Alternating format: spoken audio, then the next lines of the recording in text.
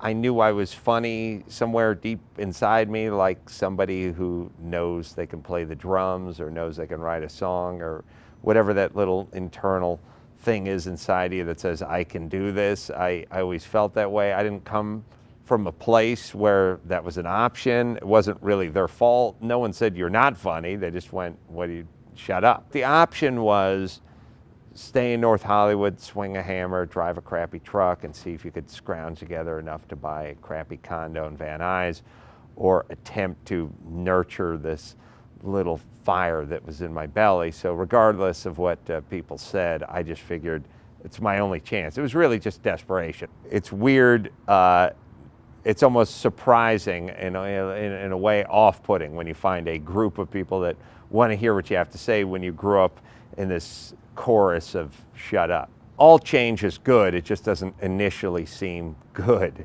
You know, whatever happens change-wise, getting dumped or having to move or getting fired from a job, it always initially seems bad, and then it's your job to turn it into a positive that you can sort of look back on, not in 3 days, but in a year, and go, hey man, if I didn't get S-Can for my radio gig, then I would have never done this or realized that or started doing stand-up. I never would have gone out on the road or written a book or done any of this stuff. Back when I used to do my impersonation of a stand-up comedian, it didn't go so well, but that was just me watching other comedians and then attempting to do what I thought they were doing, and that never seems to work out so well. I mean, in art, you know, paintings, music, whatever, stand-up. So at a certain point when I was able to just sort of do what I do, it kind of fell together. For me, you know, talking rarely gets tiring, so, you know, I'm fairly unlimited in the amount of talk I can produce. So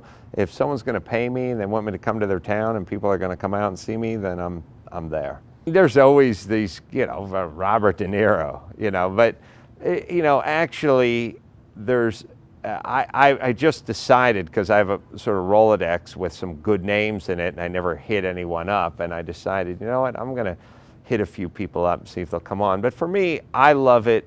I love the Dr. Drews, and I love the Dana Goulds and all the just sort of folks I know, people I feel comfortable, Joel McHale, people like that, like people I really like, people I know are funny. It's always, and people that the audience appreciates. So for me, it's not really about trying to get Gwyneth Paltrow on the show. It's about trying to get Dr. Drew in there for another hour. It was just taking all these ideas I'd had and never really written down, and they never congregated together. They were just sort of floating out in the ether. And it was just a chance to put them together. And I wouldn't have thought of it, but somebody said to me, hey, here's some money, sit down, take these thoughts, put them together. And actually, they didn't even say that. They just said, here's some money and write a book. And then I thought, we should take these thoughts and put them together. So it's nice. It's sort of like going to prison, in the sense that most people wouldn't sit down, take a year of their life and write down a bunch of thoughts, stories, anecdotes, and things like that. But if you got locked up for a year and someone just gave you a steno pad, you might do it. So this is like Crown Publishing gave me a steno pad, or locked me up. I got the book. What is your problem with llamas?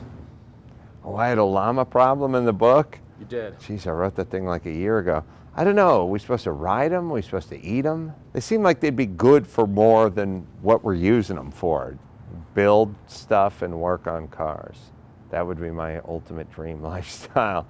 And if someone paid me to sit home and muss around with my cars and muss around with architecture and building, then that's where I'd be. Working on a show for the Speed Channel, car show, so I finally get to do a car show.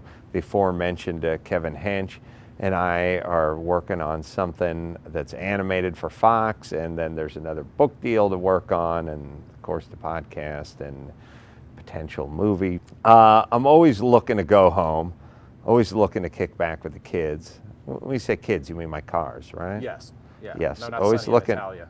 Always looking to hang out with the cars. And no, ultimately, I'm most at home when I'm at home wrenching on my cars. And if I had my druthers, I'd probably just stay home and work on my cars. But you want to buy cars, you want to wrench on cars, and you want to pay your mortgage, then you go out, you make some money.